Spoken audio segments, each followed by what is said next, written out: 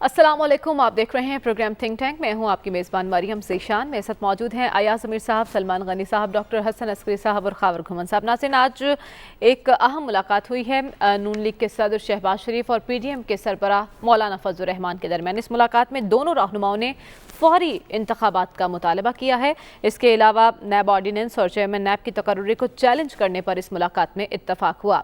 यही नहीं, हुकूमत को टफ टाइम देने के लिए PDM के प्लेटफॉर्म से पंजाब के मुख्तलिफ शहरों में जलसे करने पर भी इत्तफाक हुआ है। मौलाना ने अपने कुछ कंसर्न से भी आगाह किया है। शहबाज शरीफ को हुकूमत से मुज़ाकरात से मुतालिक और लॉन्ग मार्च की तजवीज़ भी दी है।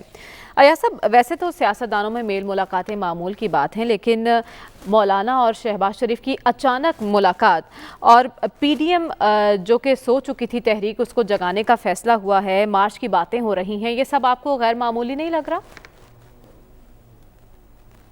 नहीं, ये गैर मामूली हरगिज़ नहीं है, ये एक नॉर्मल सियासत का हिस्सा है। देखिए, हंगामा खेज सियासत हो वो आसान होती है करना। जो ड्रामेटिक कोई सिचुएशन हो उसमें बात करना, एजिटेट करना, जलसे करना, जलूस निकालना, वो आसान होता है। ये अब पाकिस्तान में एक नॉर्मल सियासत का वक्त है। मौलाना की तरफ से, PDM की तरफ से हंगामा खेजी पैदा करने की कोशिश की गई थी, लेकिन बावजूद वो कामयाब नहीं हो सके और ना कामयाब हो सकते थे, हालात इसकी इजाज़त नहीं देते थे। तो ये नॉर्मल है अपने आप को ज़िंदा रखना, अपने आप को रेलेवेंट रखना, ये कहना कि जी हम जलसे करेंगे, ये तो एक कोई इसमें कोई एक्स्ट्रॉर्डनरी गैर मामूली चीज़ जो है कतन नहीं है। अच्छा। और यही मुश्किल होता है जब तहरीकें चला रही हों सियासी जमातें, तो आप बहुत कुछ कर सकते हैं, लोगों की अटेंशन आप पे होती है, आपका हर जो लफ्ज़ है वो तोल रहे होते हैं। पर जब ये नॉर्मल सियासत हो, एक गवर्नमेंट है, अगली गवर्नमेंट तक इलेक्शन का इंतज़ार है, उसका वो बीच में इंटरेस्ट पैदा करना बहुत मुश्किल है। इन्होंने जो मैंने वो आपसे वो गुजारिश की कि हंगामा खेजी पैदा करने की कोशिश की, तो वो बिल्कुल कामयाब नहीं रही। इसके बरक्स अगर आप मुआजना करना चाहें तो 2014 में जब इमरान खान वगैरह ने नवाज शरीफ के ख़िलाफ़ तहरीक चलाने की वो सही की थी और इरादा किया था, तो उसमें ताहिरुल कादरी साहब भी थे, कुछ हमारे मेहरबान जो हैं गुजरात के, उनका भी हिस्सा था, तैयारी थी, और पता नहीं कहाँ से कोई आशीर्वाद मिली नहीं मिली। लेकिन उस तहरीक ने वो अपने अहदाफ में कामयाब नहीं हुई होगी, लेकिन नवाज शरीफ की हुकूमत को उन्होंने हिला के रख दिया था। और फिर वो जो है एक जो कॉन्फिडेंस और एतमाद होता है वो उसमें वापस नहीं आ सका।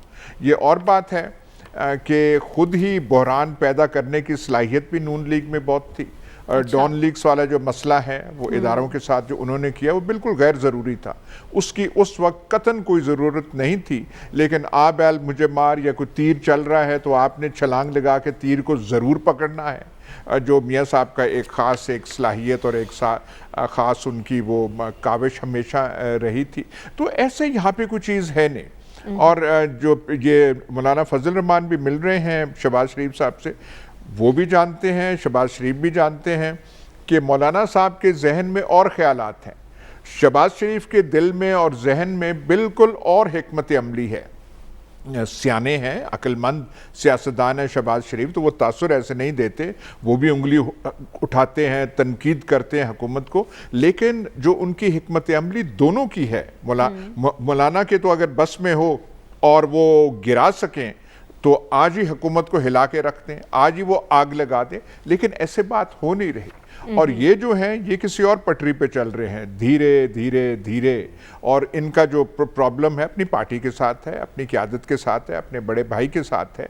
तो ये इंतज़ार का वक्त है, अगले इलेक्शन तब ड्रामेटिक सिचुएशन मुल्क में पैदा होगी। अब ये नॉर्मल सियासत है और इसमें ये जलसे जलूस यानी आप कह रहे हैं कि ये सिर्फ बातों तक ही मामलात महदूद हैं, इस पर अमल दरामद नहीं किया जा सकता। आपकी नज़र में मुल्क में फौरी इंतखाब मुमकिन है अयाज साहब?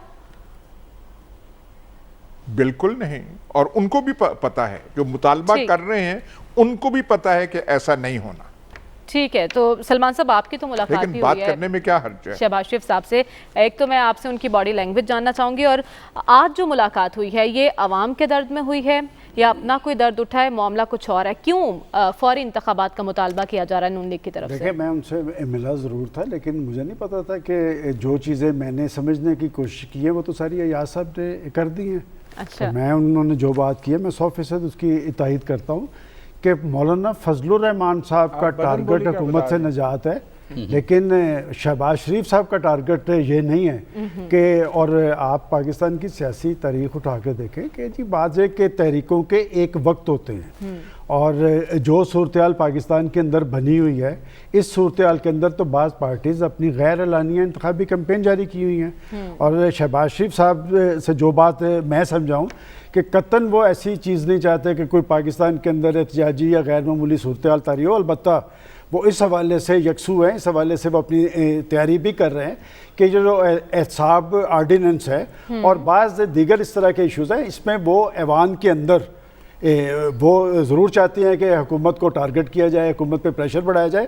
اور ایک چیز وہ پیپلز پارٹی کو بھی نظر انداز نہیں کرتے بطور اپوزیشن لیڈر. دیکھیں، وہ ایوان کے اندر اپوزیشن لیڈر ہیں، اور اپوزیشن میں یہی پی ڈی ایم کی جماعتیں نہیں ہیں، پیپلز پارٹی ایک بڑی پارٹی ہے، اے این پی ہے، تو وہ ساری پارٹیز کو ساتھ لے کر چلنا چاہتے ہیں. فوری اور خاص طور الیکشن کا مطالبہ کیوں کر رہے ہیں؟ دیکھیں، وہ ٹھیک کہا انہوں نے کہ جی الیکشن اس طرح نہیں ہوتے کہ جی الیکشن کا مطالبہ ہے. اور عمران خان صاحب کے جس احتجاج کو مؤثر ابھی قرار دیا جا رہا تھا وہ مؤثر احتجاج کیوں تھا؟ بلکہ مجھے یاد پڑتا ہے کہ جس دن وہ احتجاج شروع ہونا تھا لاہور سے تو چند سو لوگ بھی نکلے نہیں تھے. وہ احتجاج کیوں کر مؤثر تھا اور پھر کیوں نتیجہ خیز نہ ہوا، کیا مقصد تھا؟ دیکھیں، اس حکومت پہ مزید پریشر بڑھانے کی ضرورت کوئی نہیں ہے. میں سمجھتا ہوں اس حکومت کے خلاف احتجاج کرنا تو اس حکومت کی معاونت ہوگی کہ کیا حکومت کی کارکردگی ایسی ہے کہ اگر چند ماہ کے بعد الیکشن ہوں تو صورتحال نتیجہ تو بڑا کلیئر ہے. اور وہ جیسے ہمارے دوست خاور گھمن صاحب کہتے ہیں کہ جی 2 سال میں کا عرصہ پڑا ہے، اس میں وہ بہت کچھ کر سکتے ہیں. خدا کرے. دیکھیں، بات یہ کہ سارے وسائل ان کے پاس ہیں، بہت کچھ ان کے پاس ہے جو ماضی کی حکومتوں کے پاس نہیں تھا، اور وہ سارے کچھ کو بروئے کار لا کر وہ پاکستان کے اندر ترقی، خوشحالی کا عمل تیز تر کر سکتے تھے. پاکستان کو اقتصادی استحکام سے ہمکنار کر سکتے تھے. وہ پاکستان سے باہر وہ جو ہمیں بتایا گیا تھا کہ 200 لوگ بیٹھے ہیں، وہ بے چین ہیں پاکستان کے اندر سرمایہ کاری کرنے پہ، ان کو یہاں پر لا سکتے تھے. وہ کیوں نہیں کر سکے؟ دیکھیں، اس حوالے سے کوئی نااہلی اور ناکامی کوئی ڈھکی چھپی نہیں ہے، لیکن میں سمجھتا ہوں کہ بہرحال وہ ایک پولیٹیکل پارٹی ہے، ان کا یہ حق ہے کہ وہ اب بھی جو اقدامات کرنا چاہتے ہیں وہ کریں. لیکن جہاں پر ہم حکومت کی ناکامی کا ذکر کرتے ہیں وہاں پر اپوزیشن کی کارکردگی بھی دیکھنی چاہیے. ایک طرف سب یہ کہتے ہیں، جیسے آج مولانا فضل الرحمان صاحب نے کہا کہ نریندر مودی پاکستان کو اتنا نقصان نہیں پہنچا سکتے تھے جتنا عمران خان صاحب نے پہنچایا ہے. تو جناب بات یہ ہے کہ آپ نے کیا کیا؟ بات یہ کہ اپوزیشن تو ہمیشہ مسائل زیادہ، مہنگائی زیادہ، لوگوں کی آواز بنتی ہے کہ جو لانگ مارچ آپ نے کیا تھا پی ڈی ایم کے پلیٹ فارم سے، آپ سربراہ تھے، آپ تو وہ لانگ مارچ بھی نہ کر سکے. اور میں سمجھتا ہوں کہ اپوزیشن کے الائنس کو بڑا نقصان خود پیپلز پارٹی نے پہنچایا. وہ جو چیئرمین سینٹ کے الیکشن کے موقع پہ ہوا، کس مفادات کے تحت پہنچایا یہ وہ بہتر جانتے ہوں گے. البتہ جو اپوزیشن کو جو رول پاکستان کے اندر ادا کرنا چاہیے، جو جمہوری عمل کے اندر اپوزیشن کا ایک رول ہوتا ہے کہ جب حکومتیں ناکام ہوتی ہیں، حکومتیں ڈیلیور نہیں کرتی، گورننس کا خواب حقیقت نہیں بنتا، مہنگائی میں ملک جل رہا ہوتا ہے، تو پھر وہ باہر نکلتی ہیں، پھر وہ احتجاج کرتی ہیں. احتجاج کوئی غیر قانونی عمل نہیں ہوتا، وہ خالصاً ایک قانونی عمل ہے، ایک دائرے کے اندر ہوتا ہے، اس میں گھیراؤ جلاؤ نہیں ہوتا. تو آپ آتے باہر، آپ لوگوں کی آواز بنتے اور پریشر بناتے. اس وقت نہ حکومت ڈیلیور کرنے کی پوزیشن میں، نہ اپوزیشن کسی مؤثر احتجاج کی پوزیشن میں. جلسے ضرور کریں، لیکن جلسے کرنے سے وہ کتھارسس ہوتا رہتا ہے، لیکن ہم اس احتجاج کو یہ نہیں کہہ سکتے کہ وہ کوئی ایسی احتجاجی تحریک ہوگی جس سے گورنمنٹ خطرے میں آ جائے گی یا گورنمنٹ کے گرنے کا امکان ہوگا. ایسی بات نہیں. وہ جو احتجاجی تحریکیں ہوتی ہیں وہ لوگوں کے اندر سے بنتی ہیں. تو کراچی سے لے کر خیبر تک ایک تحریک موجود ہوتی ہے. البتہ میں اس میں یہ بات کہنا چاہتا ہوں، کراچی سے لے کر خیبر تک لوگوں کے اندر ایک تحریک موجود ہے. وہ خاموشی سے سب کی باڈی لینگویج دیکھ رہے ہیں، ان کے سیاسی رول کا جائزہ لے رہے ہیں کہ یہ کیسی جمہوریت ہے پاکستان کے اندر. باڈی لینگویج سے متعلق دیکھیں، میں نے جو بات آپ کو بتائی ہے کہ جو چیز میں ان سے ملاقات میں سمجھ سکا ہوں کہ وہ آنے والے انتخابات کے حوالے سے بڑے مطمئن ہیں اور وہ سمجھتے ہیں کہ آزادانہ اور شفاف انتخابات ہو سکتا ہے. تو میں نے ان سے پوچھا تھا کہ کتنا کی شفاف انتخابات؟ अच्छा, तो इसका वो जवाब नहीं दे सके, चूंकि पाकिस्तान के अंदर पूरी तरह शफाफ इंतखाबात 1970 का हुआ था, उसमें मुल्क टूट गया था, इसलिए कि वहां पर भी हमने मैंडेट मिलने वालों को मैंडेट नहीं था दिया, उन्हें हुकूमत नहीं थी दी।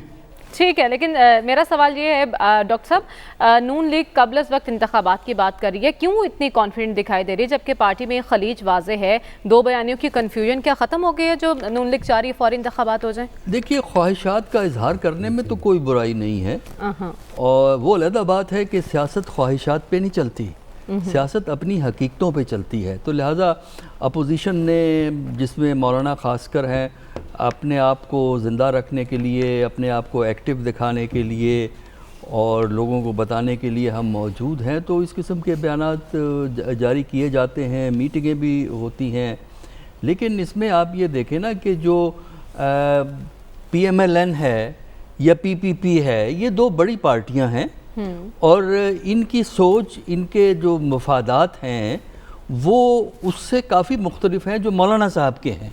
अच्छा, मौलाना साहब की अपनी स्ट्रेंथ इतनी नहीं है, उनको ज़रूरत है इन पार्टियों की, इन पार्टियों को मौलाना की ज़रूरत नहीं है। लेकिन सियासी मसलहत इस वक्त ये है कि हुकूमत पे दबाव बढ़ाने की ख्वाहिश को सामने रखते हुए वो इकट्ठे होकर नज़र आए, इकट्ठे होकर चलते हुए हमें नज़र आए, तो उसकी वजह से ये सिटिंग हुई है। बाकी जो मौलाना चाहते हैं, मौलाना ने कह दिया, जो शहबाज शरीफ साहब चाहते हैं वो शहबाज शरीफ साहब ने कह दिया, एक कर्टसी है, एक दूसरे का लिहाज किया। लेकिन दोनों को पता है कि जो चीज़ें दोनों चाह रहे हैं वो फौरी तौर पे हासिल नहीं हो सकती, क्योंकि मौलाना का मसला है अपने आप को पाकिस्तान लेवल का लीडर तस्लीम करवाना, यानी ये दिखाना कि ये दोनों बड़ी पार्टियां उनके परों के नीचे हमारे साथ चल रही हैं। PMLN का मसला, सबसे बड़ा मसला PMLN का अंदरूनी है। अच्छा, कि लीडरशिप का इशू किस तरह वो सेटल करेंगे। लेकिन चूंकि अभी उनके पास मार्जिन है टाइम का, इलेक्शन तो अभी फौरी तौर पे नहीं हो रहा है, अगरचे लेकिन डॉक्टर साहब लास्ट जो हमने प्रेस कॉन्फ्रेंस सुनी मरीम नवाज साहिबा की, बहुत जारहाना एग्रेसिव मूड में वो दिखाई दी, और आज अचानक मुलाकात हुई है शहबाज शरीफ की, इन्होंने ऐसी कोई बात नहीं की, बड़ा इनका नरम रवैया रहा। क्या इसको सियासी हिकमत अमली समझा जाए? देखिए, ये अंदरूनी सियासत है उनकी। देखिए, होता ये है कि शहबाज शरीफ एक मॉडरेट लाइन पे चल रहे हैं, एक मॉडरेशन की बात करते हैं, एक ठहराव की बात करते हैं, वो दो चार बयान देते हैं, उसके बाद मरियम सीन पे आती हैं, वो एक बयान में शहबाज शरीफ के 4 बयान को साफ कर देती हैं। अच्छा, चित कर और उसके बाद जो उन्होंने अपने लिए एक रास्ता बनाना है शहबाज शरीफ साहब ने, वो रास्ता मसदूद हो जाता है, फिर वो दोबारा एफर्ट करते हैं, रास्ता बनाते हैं, फिर वो मसदूद हो जाता है। तो जब तक ये फैसला नहीं होगा, या तो ये है कि शहबाज शरीफ साहब थक हार के, क्योंकि उनका रास्ता मसदूद कर दिया जाता है, थक हार के जो है वो मरीम के साथ हो जाएं, तब वो बात बनेगी। गालिबन नवाज शरीफ साहब की ख्वाहिश भी यही है, इसलिए वो फैसला नहीं कर रहा है। इस मामले का 1 मिनट में फैसला हो सकता है। अगर नवाज शरीफ साहब ये कह दें कि ये है फैसला मेरा, ख़त्म, पार्टी उसी फैसले को फॉलो करेगी जो नवाज शरीफ साहब कहेंगे, लेकिन वो फैसला नहीं करेंगे। वो देख रहे हैं कि वक्त के साथ ये मामला सेटल हो जाए ताकि ये मुश्किल काम उन्हें खुद ना करना पड़े। तो ये ठीक है, अपोजिशन अपना काम कर रही है, लेकिन हुकूमत के लिए इस वक्त अपोजिशन ख़तरा नहीं है। अच्छा। अपोजिशन के लिए हुकूमत के लिए उनकी अपनी पॉलिसियाँ ख़तरा है। ठीक है, तो खबर आपसे हम जान लेंगे, अपोजिशन जो मर्जी कर ले, चाहे लॉन्ग मार्च करे, जलसे करे, एहतजाज करे, हुकूमत पुरज़्म है कि वो 5 साल पूरे करेगी। एक पेश का तासुर कायम है, मजबूत है हुकूमत एक पेश पर। हमारा देखें ये काफ़िला जा रहा था कि लाहौर की तरफ, आपने मेरे से सवाल पूछ लिया है, मुझे बिल्कुल उल्टा आप पेशावर की तरफ भेज रही हैं। मैं आपके इस सवाल का भी जवाब देता हूँ, एक पेज वाला भी। पहले बात कर लें मोहतरम शहबाज शरीफ साहब और मोहतरम मौलाना फजल रहमान साहब की जो मुलाकात हुई है पिछले हफ्ते, बड़ी 2 अहम डेवलपमेंट्स हुई हैं। जी एग्जैक्ट नहीं, ज़मीनी हकायक बताते हैं, उसमें कोई आपको कोई ऐनक पहनाने की ज़रूरत नहीं है, हकायक आपके सामने रखते हैं, फिर आप उससे अपना तबसरा और तजज़िया कर लीजिएगा, अपनी राय बना लीजिएगा। पिछले हफ्ते हुआ ये कि इस्लामाबाद के हाई कोर्ट के अंदर मरियम नवाज साहिबा ने अपने वकील के ज़रिए एक एप्लीकेशन, मुतफरक एप्लीकेशन डाली है, एडिशनल एक एप्लीकेशन डाली है अपनी उनका जो केस चल रहा है उससे बरियत के लिए। और उस केस के अंदर, उस पिटीशन के अंदर उन्होंने एक वाक़े का जिक्र किया है मिड 90s के दौरान मोहतरम शहबाज शरीफ साहब ने जस्टिस कयूम साहब को एक कॉल की थी। उस कॉल के ज़रिए उन्होंने बेनज़ीर भुट्टो साहिबा के ख़िलाफ़ कुछ फ़ैसले करवाने के लिए कहा गया था। वो फ़ैसले हुए, बाद में टेप रिलीज़ हुई। टेप को सामने रखते हुए बेनज़ीर भुट्टो साहिबा अदालत गई और उनको उसका फ़ायदा पहुँच गया। पिछले हफ्ते मरियम साहिबा की वसातत से वो जो टेप है और वो जो वाक़या है वो दोबारा से हमारी इस कौमी यादाश्त के सामने रखा गया है। लोगों को बताया गया है कि ये एक वाक़या हुआ था। मरियम साहिबा ये कह रही हैं कि मेरे चचा ने उस वक्त ये काम किया था, एक जज को फ़ोन किया था, प्रेशराइज़ किया था, फैसले करवाए थे। बाद में उस वाक़े की बुनियाद के ऊपर बेनज़ीर भुट्टो साहिबा को बिल्कुल रिलीफ मिला था। मेरे खिलाफ अब मरियम साहिबा का ये आर्गूमेंट है कि जज अरशद मलिक जो मरहूम हैं, उन्होंने जो फैसला दिया था वो भी अंडर प्रेशर थे। उनको भी मुख्तलिफ कॉल्स की गई थी। उन मुबैना तौर पर उन्होंने जो शवाहिद सामने रखे हैं, एक आपको पता है वीडियो क्लिप, एक मूवी क्लिप भी वो सामने लेके आती है। लिहाजा वो चीज़ सामने रखते हुए मुझे भी फ़ायदा दिया जाए। आप बहसियत स्टूडेंट, पता नहीं मिड 90s में आप तो बहुत अभी कॉलेज लेवल पे होंगी, आप इस वाक़े नहीं, क्या बात कर रहे हैं कॉलेज लेवल, वो तो बिल्कुल कम सीनी से भी पहले जो स्टेज होता है वो। जी मरियम, अच्छा अब वो वाक़या अगर सामने रखे, कल को मैं सोच रहा हूँ कि वो अदालत जो है इस्लामाबाद हाई कोर्ट बुला लेती है शहबाज शरीफ साहब को कि सर जी वो आए, वो आपने कॉल की थी, तो ये तो आप क्या कर रहे हैं, हमें तो बताएं तो सही। तो ये मरियम साहिबा ने अपने चचा या पार्टी लीडर हैं उनके PMLN के, उनकी इज़्ज़त में इजाफा किया या मुझे समझा दें आप या सलमान गनी साहब कोई मेरे इल्म में इजाफा कर दें। और दूसरा बड़ा वाक़या, आजकल मरियम कमाल करती हैं, मोहतरम मौलाना फजलुर रहमान साहब तो इमरान खान साहब के दस्ते रास बने हुए हैं। आपका सवाल होगा वो कैसे, क्यों कर? वो जनाब आला आजकल हर हफ्ते वो 2 बयानात देते हैं। वो कहते हैं हुकूमत पाकिस्तान और पूरी दुनिया की हुकूमतें, ख़ास तौर पर अमेरिका बहादुर तालिबान हुकूमत को माने। इस वक्त तालिबान आ गए हैं, वो जायज़ हुकूमत है। उनकी जो मुआशी मुल्का जो उनकी वहाँ पे उनकी डिफ़िकल्टीज़ हैं उनका हल करें। तो इस वक्त इमरान खान साहब भी आपको पता उनके ऊपर इल्ज़ाम लगता है कि जी वो भी उनके स्पोक्स पर्सन बने हुए हैं और उनकी हुकूमत के लिए सारा काम करें। तो ये 2 बड़ी अगर डेवलपमेंट सामने रखें तो आज की जो प्रेस कॉन्फ्रेंस है उसकी कम से कम मुझे तो कोई समझ नहीं आती। बाकी जहाँ तक PDM का ताल्लुक है, बगैर पीपल्स पार्टी के PDM का तो स्टैंड ही नहीं करती। और तीसरी बात यह है कि इस वक्त जो चैलेंजेस हैं मौजूदा अपोजिशन को, वो इंतखाबात के हवाले से तो है ही कोई नहीं है। आपको EVM का वो उनको डर है कि इमरान खान हमारा इलेक्शन चुरा लेगा, बाहर के लोग इनको वोट दे देंगे। वो जो हुकूमत कुछ कवानीन लेके आने का प्लान कर रही है, अपोजिशन के साथ वो बातचीत कर रहे हैं। वो कहते हैं अगर आपने हमारी बात नहीं मानी तो हम हमारे जो 80 लाख के करीब जो बाहर लोग रहते हैं उनके भी वोट भी हम दिलवाएंगे और पाकिस्तान से भी हम इलेक्ट्रॉनिक मशीनों के जरिए वोट दिलवाएंगे। लिहाजा आज की प्रेस कॉन्फ्रेंस की कम से कम मुझे तो कोई समझ नहीं आई। बदन बोली के हवाले से आपका जो सवाल था वो भी जो है मुझे ज़्यादा इतना मुतमईन नहीं कर सका। आपका सवाल 1 पेज फ़लसफ़ा, देखिए 1 पेज फ़लसफ़े के हवाले से हर वक्त कोई ना कोई जो है ना आपको मार्केट के अंदर एक साजिशी थ्योरी आपको सुनने को मिलेगी। रावलपिंडी और इस्लामाबाद से अगर मेरे पे आप यकीन कर सकती हैं, आज तक हमने आपको मुनासिब और अच्छी खबरें या एक सॉलिड खबरें दी हैं। फिल वक्त हमारे सामने तो ऐसी कोई दरार नज़र नहीं आई तो अलबत्ता जब भी आई तो वो हम आपको ज़रूर बताएंगे। अब बंगे दोहल आपको शवाहिद के साथ, हक़ाइक़ के साथ बताएंगे। लिहाजा वो जो एक सोशल मीडिया के ऊपर एक तूफ़ान बदतमीज़ी एक चल रहा है ना, वो हमेशा इस तरह चल रहा था। पहले भी एक्सटेंशन हुई थी जी, नोटिफिकेशन के दर जी विदड्रॉ हो जाएगा। तो फिलहाल ऐसी कोई खबरें नहीं है। और बिल्कुल सलमान गनी साहब सही बात करें कि सारी नज़रें अब 2023 के इंतखाबात के ऊपर हैं और उसी पे रहनी चाहिए। ठीक है, तमाम तर नज़रें अब 2023 के इंतखाबात पर मरकूज़ हैं। हमें प्रोग्राम में आगे बढ़ना और बात करनी है। तालिबान की हुकूमत के बाद मुहलिक तरीन हमला हुआ है। 100 अफराद ज़िंदगी की बाजी हार गए हैं। इन हमलों के पीछे कौन है और मकासद क्या है, इसी पर बात करेंगे इस ब्रेक के बाद। Stay with us.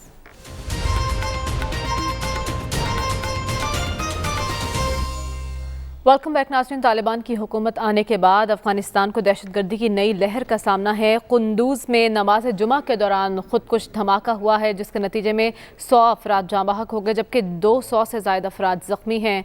दाइश ने इसकी जिम्मेदारी कबूल कर ली है। अया साहब, क्या मकासद हैं? कौन चाहता है कि अफगानिस्तान में इस्तेहकाम ना आए?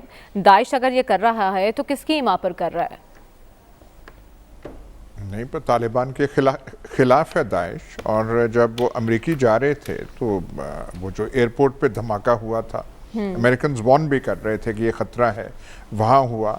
और ये सिर्फ कुंदूज का नहीं, कुंदूज का तो बहुत बड़ा ये वाक़या हुआ है, लेकिन इससे पहले काबिल के बीच में जी, जो जी। मस्जिद में ये ज़बीउल्ला मुजाहिद तर्जुमान की वालिदा साहिबा का वो हो रहा था, तो वहाँ पे एक धमाका हो गया, वहाँ पे अटैक हुआ। जलालाबाद में हुए एक आध ये जो हमारे प्रोविंसेस हैं पाकिस्तान के साथ, तो इसका मतलब है कि उनको अपोजिशन का खासा सामना है और दाइश जो है वो अपोजिशन बनी हुई है। अब उसमें कौन कौन से एलिमेंट्स हैं, कौन से अनासर जो हैं जो दाइश के साथ शामिल हैं, लेकिन एक बात तो वाज़ेह होती है कि वो वहाँ पे कंट्रोल करना मजबूत हुकूमत है, मजबूत जद्दोजहद के बाद वो आए हैं, लेकिन फिर भी उनको अपोजिशन हो रही है। और एक बात तो आप मानिए कि अगर तालिबान वो जो काउंटर टेररिज्म है ऐसा किसी पे करते हैं तो उनका सख्त रवैया होगा, लेकिन सख्त रवैये के बावजूद उनको इतनी अपोजिशन का सामना हो रहा है। और इसमें ये जो कुंदूज वाला जो वाक़या है, इसमें जो अफसोसनाक पहलू वो है जो कि हमारे यहाँ पे क्वेटा में भी होता रहता है, और जो हज़ारा कम्युनिटी वहाँ पे टारगेट होती है, वहाँ भी एक मसलिक की वो मस्जिद, वहाँ पे ये टारगेट होता है। ये हमें पता नहीं, ये जो हमारा तस्वुर जिहाद है ये कहाँ पे चला जाता है और क्या हम करने लग पड़ते हैं। ये बहुत ही अफसोसनाक चीज़ है कि ये जो जिहाद के नाम पे और ये एक्सट्रीमिज़म के नाम पे फ़िरका वारियत का जो एक रंग है और रूप जो है वो अफ़गानिस्तान में भी देखने में आ रहा है, ये कुंदूज के वाक़ये में देखने में आ रहा है, पाकिस्तान हम भी इसका शिकार रह चुके हैं। तो ये जो मॉडर्न इस्लामिक मूवमेंट्स हैं, एक तालिबान भी मूवमेंट थी, ईरान में भी थी, यहाँ पे भी ये है, ये दाइश भी एक मूवमेंट है जो इंतहा पसंदी जिनका टूल है। ये पता नहीं कौन कौन सी डिविएशंस का शिकार हो जाती हैं और हो गई हैं, और कहाँ का इनका वो टारगेट होता है, और किन किन मजालम, कैसी कैसी ब्रूटैलिटी पे ये बिल्कुल तैयार हो जाते हैं। और ये बजाते खुद जो खुदकुश धमाका है, सुसाइड बॉम्बिंग जो है, ये जो हमने इजाद की है और जिस तरीके से है, इस पे ये बहुत सोच विचार की ज़रूरत है कि ऐसे रेवोल्यूशंस और इंसरक्शंस और इंसर्जेंसीज 20th सेंचुरी में दुनिया भर में हुई हैं, लेकिन ये जो सुसाइड बॉम्बिंग है, जो कम्युनिस्ट थे वियतनाम में लड़े, क्यूबा में लड़े, चीन में लड़े, पर ये सुसाइड बॉम्बिंग वाली चीज़ नहीं थी कि आप लोगों को तैयार करते हैं, वो कोई वेस्ट पहन के, बॉम्ब पहन के, और वहाँ पे वो चले जाते हैं। मतलब वो किस मकासद से, वो कौन सी ब्रेन वॉशिंग टेक्निक होती है जिससे वो आप ऐसे लोग तैयार करते हैं। हमारे यहाँ फाटा में जब इंसर्जेंसी जोरों पे थी, ये हमारे ऑपरेशन से पहले, तो वो हमारे वो एक दो थे वो तालिबान कमांडर जिनको कहा जाता था कि सुसाइड फैक्ट्रीज के ये वाइस चांसलर हैं। अच्छा। वहाँ पे तैयार 12, 13, 14 साल के लड़कों को तैयार किया जा रहा है सुसाइड बॉम्बिंग के लिए। ये क्या माजरा है, क्या ये चीज़ है, इसके बारे में हमें सोच विचार करनी चाहिए। ठीक है, यानी वहाँ भी फ़िरका वारियत को हवा देने की कोशिश हो रही है सलमान साहब, लेकिन तालिबान की हुकूमती रेट कायम क्यों नहीं हो पा रही, क्या वजह है? देखिए, तालिबान की हुकूमत बनने के साथ ही उन ख़तरात और ख़दशात की बात की जा रही थी जिससे वो दो चार हुए हैं, और तालिबान की हुकूमत के बाद ये ख़तरात तो मौजूद थे। अब इसमें दाइश मुलव्वस है या कुछ और अनासर। देखिए, अफ़गानिस्तान के अंदर जिन्हें शिकस्त हुई है, जिन्होंने 20 साल तक वहाँ पर हुकूमत की थी, और उसके बाद तालिबान की हुकूमत आने के बाद कई तो वहाँ से दौड़ गए, कई वहाँ पर मौजूद हैं। कोई एक दाइश नहीं होगी, और बहुत से एलिमेंट भी मौजूद हैं जो तालिबान की हुकूमत को हज़म नहीं कर पा रहे। अब जहाँ तक बात की गई है कि हमारे यहाँ बलूचिस्तान के अंदर, कराची के अंदर इस तरह के वाक़यात फ़िरका वाराना बुनियादों पे होते थे, लेकिन हमारे रियासती इदारे और हमारे इंटेलिजेंस इदारे कहते थे कि जब वो उसकी तहकीकात करते थे, तफ्तीश करते थे, तो असला किनका होता था और फंड्स कहाँ से फराहम किए जाते थे। अब वही सारी चीज़ जो है वो वहाँ पर की जा रही है। अच्छा। तो सबसे ज़्यादा तशवीश पाकिस्तान जाहिर कर रहा है, और पाकिस्तान ने की थी, और कौमी सलामती कमेटी के इजलास का अगर आप एलामिया उठा के देखें तो उस पर भी यही बात कही गई है कि जी बात ये कि वहाँ पर तालिबान की हुकूमत को स्टेबल करने की जिम्मेदारी है। और आज जो दोहा के अंदर मुज़ाकरात हुए हैं, वहाँ पर उन्होंने कहा कि वो फंड्स उन्हें रिलीज़ करें। वहाँ पर इंसानी मसला जन्म ले रहा है, वहाँ पर दवाइयों की ज़रूरत है, वहाँ पर खुराक की ज़रूरत है, और अब एक नई सूरत हाल वहाँ पर तारी कर दी गई है। देखिए, बात ये कि अगर आप नेचुरली सारे को एनालाइज करें تو جن کو شکست ہوئی ہے، جن کا دنیا کے اندر آج سب سے زیادہ امریکہ پہ جو سوالات اٹھ رہے ہیں کہ وہ سپر پاور تھی، وہاں پر وہ اپنی ریٹ قائم نہیں کر سکی. ہم تو بھی طالبان کی تو میں ہفتہ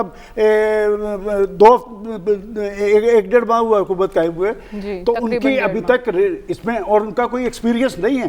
دیکھیں بات یہ کہ وہ ایک موومنٹ تھی، انہوں نے غیر ملکی جو وہاں پر غلبہ ہوا تھا اس کو چیلنج کیا ہے، وہاں پر انہوں نے اسٹرگل کیا ہے، ان کو وہاں سے جانے پہ مجبور کیا ہے. ان کا کوئی حکومت کا ایکسپیرینس نہیں ہے، حکومت ان کی 20 سال پہلے تھی، لیکن بات ہے کہ انہیں اب یہ چیلنج قبول کرنا ہوگا. جہاں سے یہ بات کی جا رہی ہے کہ وہاں پر ان کی اپوزیشن، یہ اپوزیشن وہاں پر نہیں ہے، یہ وہاں پر وہ ایلیمنٹ ہیں جن کو وہاں سے نکالا گیا اور ان کی جگہ پر طالبان آئے. اب طالبان کو وہاں کی جو ریئل فورسز ہیں ان کو ساتھ ملانا چاہیے. دوحہ جو معاہدہ ہوا اس میں انہوں نے جامعہ حکومت کی تشکیل کی بات کی تھی. اب جامعہ حکومت کے اندر کیا وہ یہ تو نہیں چاہیں گے کہ جی وہ لوگ جو ماضی کے اندر ان کے قتل میں ملوث رہے ان کو ساتھ شامل کر لیا جائے؟ میں سمجھتا ہوں کہ پھر بار بار یہ بات کہ پاکستان نے ان پہ جو پریشر بڑھایا ہے وہ یہی بات کی ہے کہ وہاں پر وہ تمام ایلیمنٹس کو ساتھ لیں اور آگے کی طرف چلیں. اور یہ بات ملحوظے کا خاطر رہنی چاہیے کہ طالبان کی حکومت کو کیا وہ تسلیم کر پائیں گے جو وہاں سے شکست کھا کے گئے ہیں؟ یا ہماری ہمسائیگی میں جو بیٹھا ہے جو سب سے زیادہ اشرف غنی حکومت کا سپورٹر تھا وہ تو انڈیا تھا. انڈیا کیا یہ بات ہضم کر پائے گا کہ جی وہاں پر ایک پرو پاکستان گورنمنٹ بنے اور پاکستان جو رول ادا کر رہا ہے کیا وہ اسے تسلیم کرنے کے لیے تیار ہے؟ لہٰذا بنیادی ذمہ داری طالبان کی ہے کہ اگر ان کی حکومت قائم ہوئی ہے تو اب انہیں یہ ذمہ داری لینی بھی پڑے گی. یہ کون سے داعش ہیں یا کوئی اور انتہا پسند ہیں یا دہشت گرد ہیں؟ یہ وہی ایلیمنٹ ہے جو پاکستان کے بلوچستان میں بھی سرگرم رہا ہے، پاکستان کے مختلف حصوں میں بھی، کراچی کے اندر بھی شواہد بھی موجود ہیں.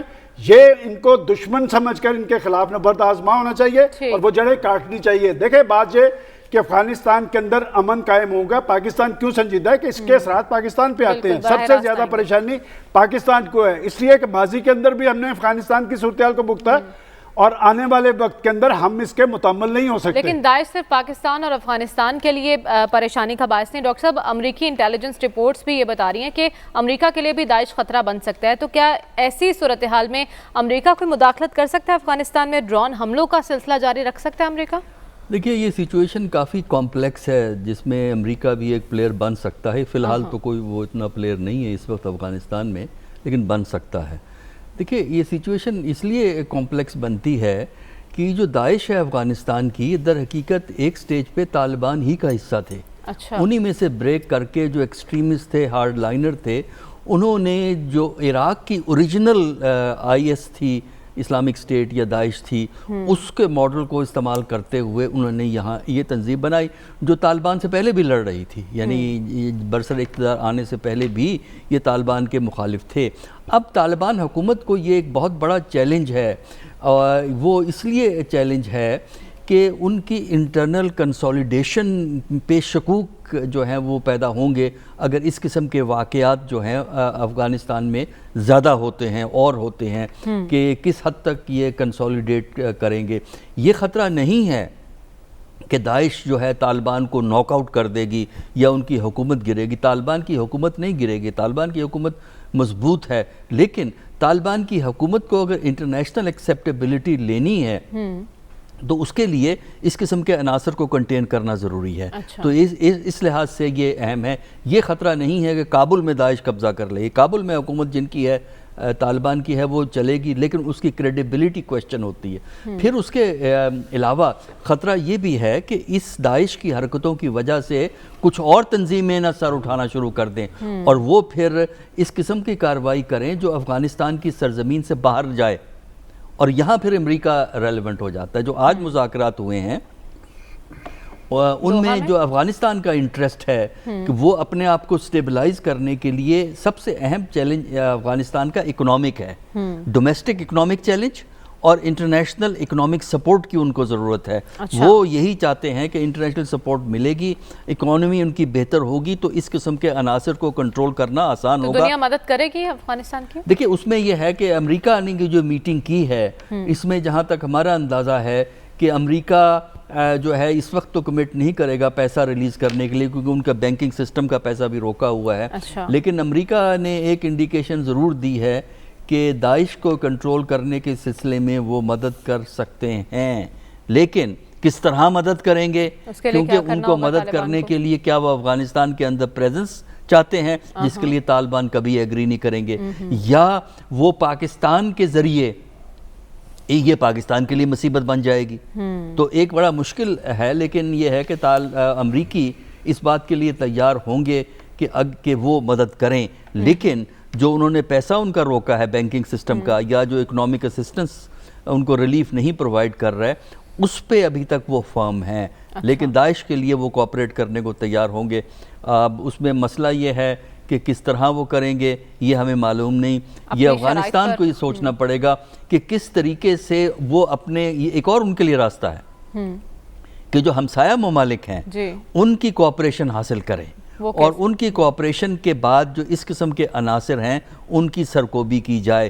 جتنا زیادہ وہ سرکوبی کریں گے ان کی انٹرنیشنل ایکسیپٹیبلٹی بڑھ جاتی ہے۔ ٹھیک ہے خاور، آپ سے ہم یہ جاننا چاہیں گے، جو کل قومی سلامتی کا اجلاس ہوا، اہم فیصلے میں افغانستان سے متعلق افغانستان کے لیے ایک خصوصی سیل بنانے کا فیصلہ کیا گیا۔ پاکستان کو بہت تشویش ہے افغانستان کی صورتحال پر، کتنا مؤثر قدم ثابت ہوگا یہ؟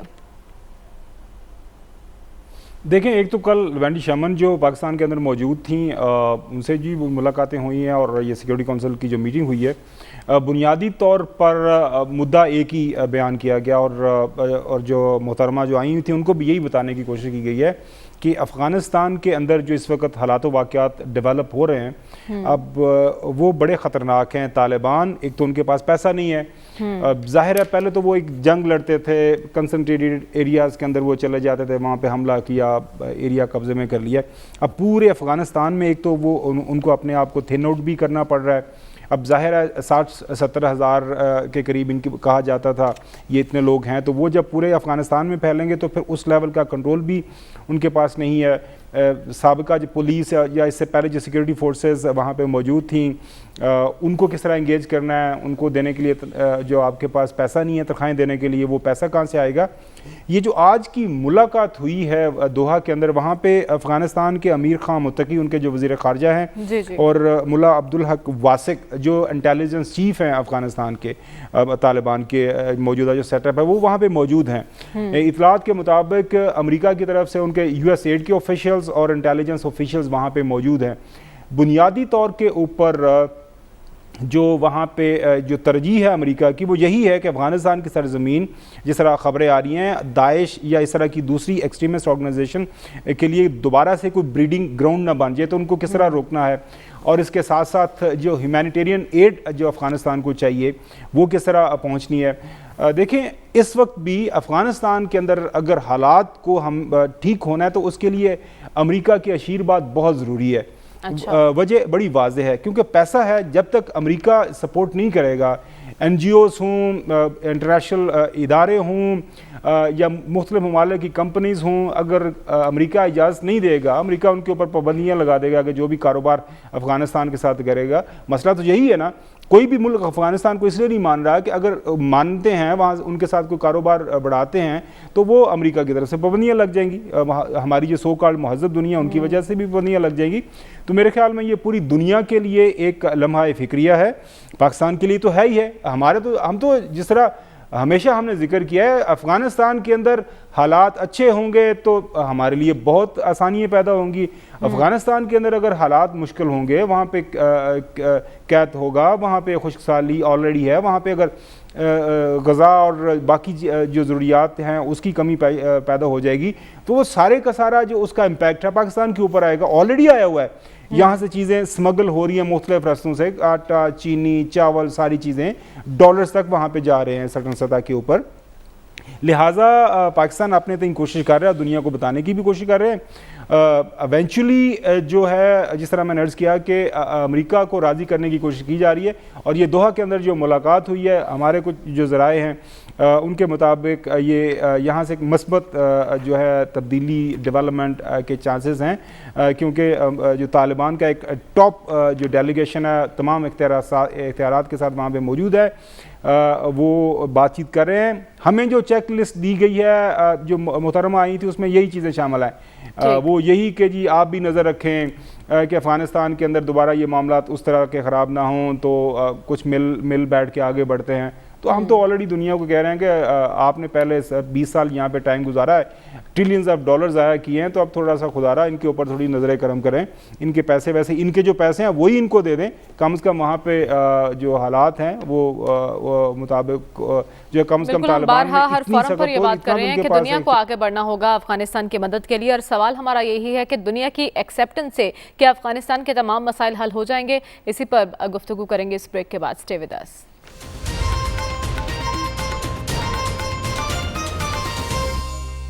वेलकम बैक नाज़रीन। सवाल हमारा यही है कि इस वक्त अफगानिस्तान जिस मुश्किल से दो चार है, उस पर क्या तालिबान अपनी रेट कायम कर पाएंगे, या सब शॉर्टली बता दीजिए। तालिबान को बाहर की दुनिया की सपोर्ट की ज़रूरत है।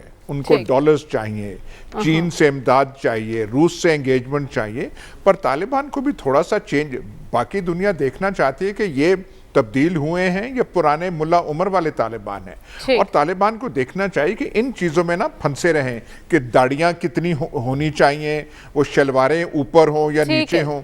एक तो ये औरतों का मसला जो है, औरतों को अंदर रखना है, काम करना है, इसमें थोड़ा सा तब्दीली करें। दुनिया की एक्सेप्टेंस के बगैर मुमकिन नहीं कि रेट कायम हो सके तालिबान की। सर्वाइव नहीं करेंगे। घराना आसान होता है, बनाकर और बनाकर चलाना बहुत मुश्किल होता है। अमेरिका ने वहाँ पर अपने तसल्लुत के क़याम के लिए खरबों डॉलर खर्च किए हैं।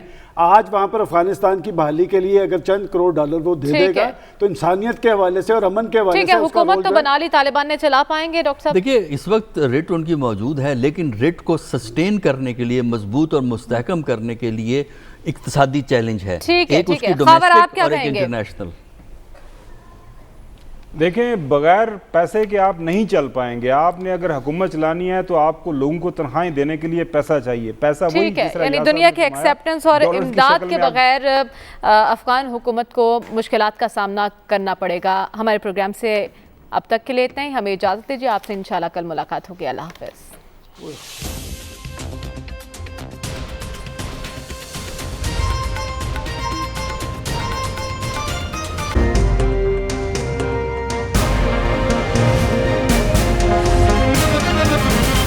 दुनिया खबर की दुनिया।